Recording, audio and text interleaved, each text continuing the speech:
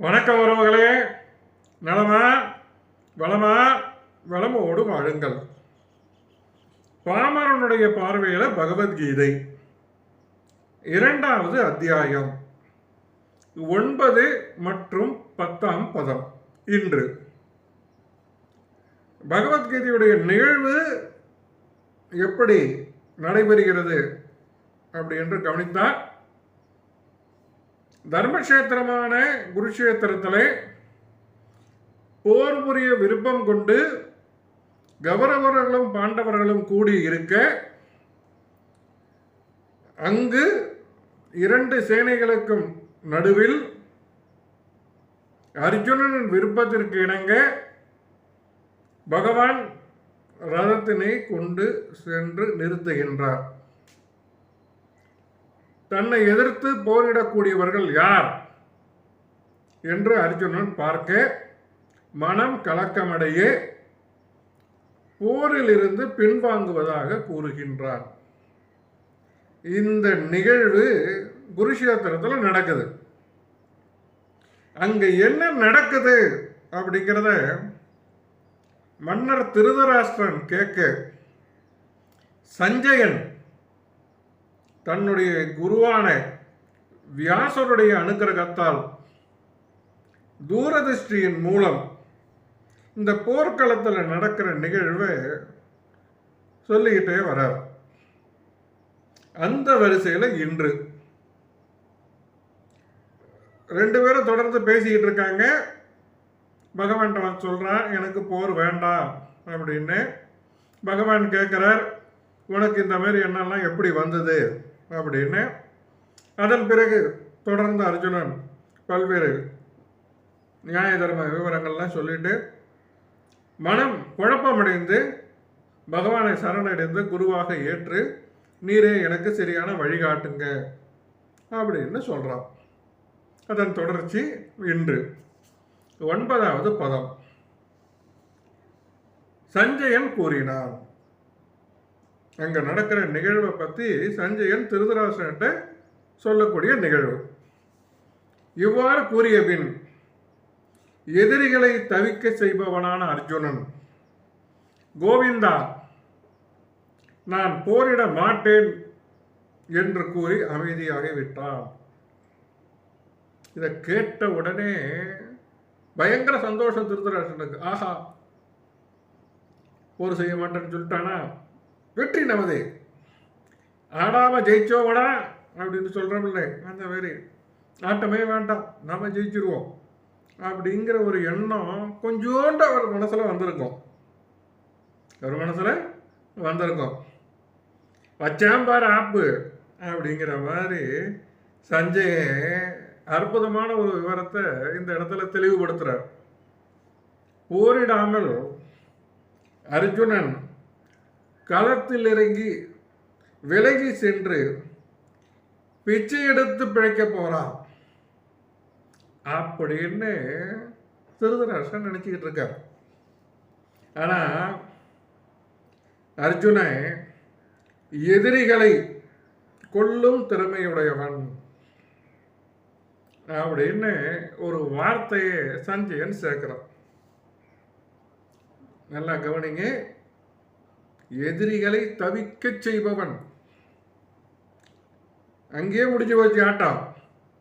அவன் வேண்டான்னு சொல்லிட்டான், ஆனா ஆட்டம் அப்ப நடக்காதா அப்படிங்கிற ஒரு சின்ன சந்தோஷம் திருதராஷ்டிரனுக்கு. இது எதுக்காக அப்படின்னா, அந்த குடும்ப பற்றுதல். அந்த பற்றுதல் காரணமாக தான் ஒரு விதமான மயக்க நிலையில் அர்ஜுனன் இருக்கான். பொய்யான துன்பம். ஏற்கனவே இதை பற்றி கடந்த பதங்களில் பார்த்துருக்கோம். அதன் காரணமாக தான் பரம ஆன்மீக குருவான பகவான் கிருஷ்ணர்கிட்ட சீடனாக சரணடைகிறான். இந்த குடும்ப பற்றுதல், இதன் காரணமாக ஏற்படக்கூடிய பொய்யான இயக்கங்கள், இதிலெல்லாம் இருந்து வெளியில் வந்து தன்னுணர்வு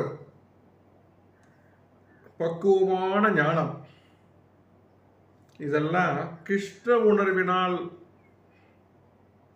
கிடைக்கப்பெற்று தெளிவு பெற்று அர்ஜுனன் போரிடப் போவது உறுதி அப்படின்னு சொல்லாம சொல்லிட்டான் சஞ்சயன். திருதராஷ்டிரனுக்கு இருந்த ஒரே சந்தோஷமும் டக்குன்னு காண போயிட்டது. சரி, அதோட விட்டானா? இல்லை, சஞ்சயன் ஆப்பு மேல ஆப்பு திருப்பி வைக்கிறார். எப்படி வைக்கிறார் அப்படின்னா, கோவிந்தா நான் போரிட மாட்டேன் அப்படின்னு அர்ஜுனன் சொல்லிட்டு உட்காந்துட்டான். ஆனா பாருங்க, பகவான் விடலை அப்படின்னு அடுத்த விவரத்தை சொல்றார். என்ன சொல்றார்? பதம் 10. பரத கொள்ள தோன்றலே அச்சமயத்தில் இருதரப்பு சேனைகளுக்கு மத்தியில் துயரத்தால் பாதிக்கப்பட்டிருந்த அர்ஜுனனிடம் கிருஷ்ணர் புன்சிரிப்புடன் பின்வருமாறு கூறினார். அதாவதுங்க, அர்ஜுனனுக்கும் பகவானுக்கும் நடைபெறுகின்ற இந்த உரையாடல் நிகழ்வு இருக்கு பாருங்க, அது வெட்ட வெளிச்சமானது. அது மட்டுமல்ல, இரண்டு தரப்புக்கு நடுவில், அதாவது இரண்டு சேனைகளுக்கும் இடையில தான் நின்று கொண்டு இவங்க ரெண்டு பேரும் பேசிக்கிட்டு இருக்காங்க. அதாவது ரிஷிகேஷனும் குடாகேசனும் ரெண்டு பேரும் நெருங்கிய நண்பர்கள். நண்பர்கள்ங்கிற விதத்தில் சரிசமமானவர்கள். அவங்க ரெண்டு பேரும் பேசிக்கிட்டு இருக்காங்க. இந்த பேச்சினுடைய விவரம் என்ன அப்படின்னா, சீடன் நண்பன் சீடனாக மாறியது. பொதுவா எல்லோருக்கும் தலைவர், தன்னிகரற்ற நபராக திகழும் பகவான் கிருஷ்ணர். அவரை அன்பின் மிகுதியால் மகனாக, தந்தையாக, நண்பனாக, சகோதரனாக பாவித்தால் உடனே இலகிடுவார். ஆமாங்க, எனக்கு அவர் எப்படி தெரியுங்களா? என்னை சேர்ந்த அனைவருக்குமே அந்த தகவல் தெரியும். இந்த காணொலி பார்த்துக்கிட்டு இருக்கிறவங்களுக்கு அதை நான் பதிவு பண்ணுறேன். என்னுடைய அக்கா கணவர், அக்கா புருஷங்க. ஆமாம், நான் திருச்சியில் வாசம் பண்ணிகிட்டு இருந்த காலத்தில் பகவான் கிருஷ்ணருடைய உத்தரவு, ராதா உனது அக்கா, அவ காலை கெட்டியா பிடிச்சிக்கோ அப்படின்னு சொன்னார். அன்றிலிருந்து இன்று வரை ராதையின் கணவர் எனது அத்தா, எங்க அக்கா வீட்டுக்காரங்களாத்தான் நான் பகவானை பார்க்குறேன். இதெல்லாம் சாத்தியமாடா? சாத்தியம். எனக்கு சாத்தியமாகும் போது ஏன் உங்களுக்கு சாத்தியமாகக்கூடாது? அதை பற்றி ஒரு தனி காணொலி பதிவே போடுறேன். பகவானோடு எப்படி பழகலாம் அப்படிங்கிறத உங்களுக்கு ஒரு காணொலி பதிவே அடுத்தடுத்து சந்தர்ப்பம் கிடைக்கும்போது போடுறேன். அதன் மூலமாக இறை தொடர்பு எப்படி இன்னும் பலவீனமாக இருக்கக்கூடிய இந்த இதயத்திலிருந்து பலமான இறை நம்பிக்கை கொண்டு வாழக்கூடிய தன்மையை பெறலாம். அது மட்டுமின்றி நேரில் காணலாம். உணர்தல் மட்டுமின்றி நேரடியாக அந்த அனுபவத்தை அனுபவிக்கலாம் அப்படின்னு அனுபவத்தின் அனுபவத்தை பற்றி அவசியம் போடுறேன். இப்போ இந்த இடத்துல